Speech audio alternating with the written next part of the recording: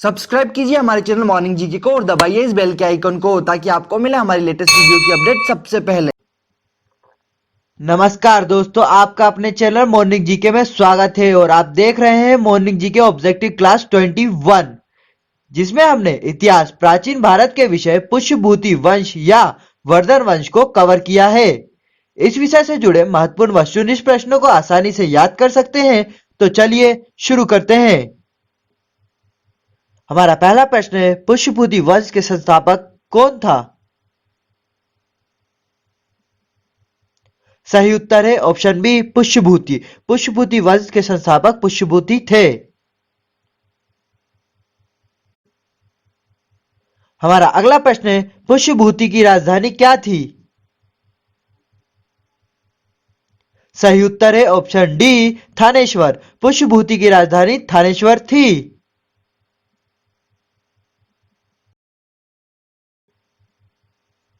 हमारा अगला प्रश्न है, पुष्यभूति वंश की स्वतंत्रता का जन्मदाता और प्रथम प्रभावशाली शासक कौन था? सही उत्तर है ऑप्शन डी, प्रभाकर वर्धन। पुष्यभूति वंश की स्वतंत्रता का जन्मदाता और प्रथम प्रभावशाली शासक प्रभाकर वर्धन था।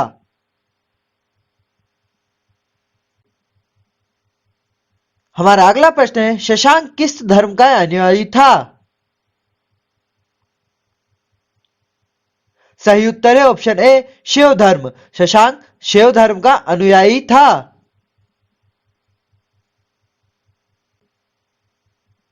हमारा अगला प्रश्न है, शशांक ने किस वृक्ष को कटवा दिया था? सही उत्तर है ऑप्शन ए, बोधि वृक्ष। शशांक ने बोधि वृक्ष को कटवा दिया था।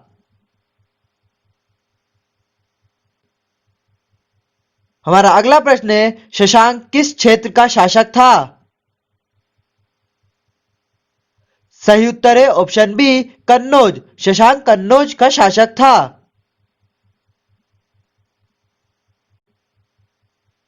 हमारा अगला प्रश्न है, हर्षवर्धन थानेश्वर की गद्दी पर कब और कितने वर्ष की आयु में बैठा था? सही उत्तर है ऑप्शन ए, 606 ईस्वी में 16 वर्ष की आयु में। हर्षवर्धन थानेश्वर की गद्दी पर 606 ईस्वी में बैठा था और वह 16 वर्ष की आयु में बैठा था।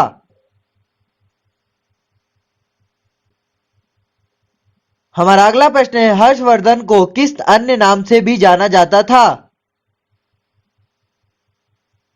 सही उत्तर है ऑप्शन बी, शिलादित्य। हर्षवर्धन को शिलादित्य नाम से भी जाना जाता था। हमारा अगला प्रश्न है, किस शासक ने शशांक को पराजित कर कन्नौज पर अपना अधिकार कर लिया?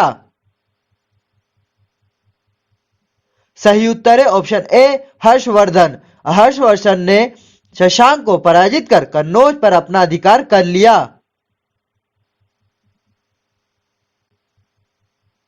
हमारा अगला प्रश्न है, हर्षवर्धन ने किस क्षेत्र को अपनी राजधानी बनाई?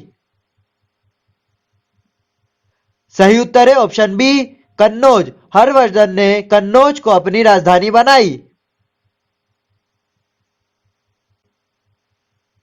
हमारा अगला प्रश्न है, हर्षवर्धन और पुलकेशिन द्वितीय के बीच किस नदी के तट पर युद्ध हुआ? सही उत्तर है ऑप्शन बी, नर्मदा नदी। हर्षवर्धन और पुलकेशिन द्वितीय के बीच नर्मदा नदी के तट पर युद्ध हुआ।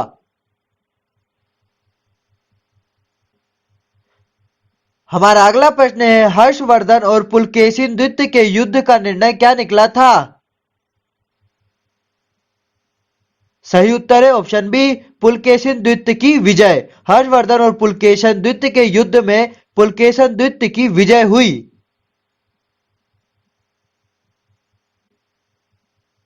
हमारा अगला प्रश्न है, चीनी यात्री हेन सांग किसके शासनकाल में आया था? सही उत्तर है ऑप्शन ए, हर्षवर्धन। चीनी यात्री हेन सांग हर्षवर्धन के शासनकाल में आया था। हमारा अगला प्रश्न है, हर्षवर्धन के शासन के समय कौन सा महाविहार महायान बौद्ध धर्म की शिक्षा का प्रधान केंद्र था? सही उत्तर है ऑप्शन ए नालंदा महाविहार। हर्षवर्धन के शासन के समय नालंदा महाविहार महायान बौद्ध धर्म की शिक्षा का प्रधान केंद्र था। हमारा अगला प्रश्न है हर्षवर्धन के दरबारी कवि कौन थे? सही उत्तर है ऑप्शन बी बाणभट्ट। हर्षवर्धन के दरबारी कवि बाणभट्ट थे।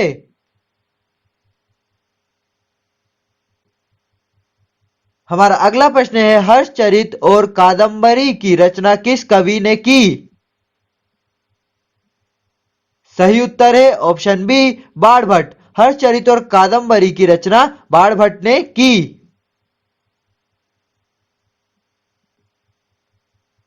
हमारा अगला प्रश्न है प्रियदर्शिका, रत्नावली और नागानंद नामक 3 संस्कृत नाटक ग्रंथों की रचना किसने की थी? सही उत्तर है ऑप्शन ए हर्षवर्धन ने। प्रियदर्शिका, रत्नावली और नागानंद नामक 3 संस्कृत नाटक ग्रंथों की रचना हर्षवर्धन ने की थी।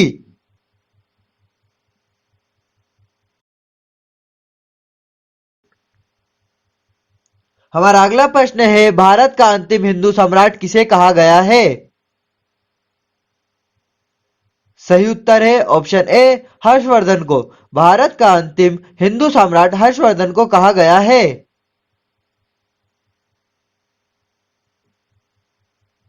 हमारा अगला प्रश्न है हर्षचरित में प्रांतीय शासक के लिए कौन सा शब्द आया है?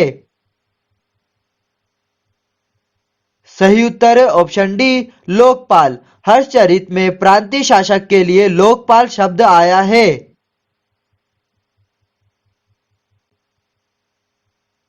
हमारा अगला प्रश्न है हर्षवर्धन के समय मथुरा किसके लिए प्रसिद्ध था? सही उत्तर है ऑप्शन बी सूती वस्त्रों के निर्माण के लिए। हर्षवर्धन के समय मथुरा सूती वस्त्रों के निर्माण के लिए प्रसिद्ध था।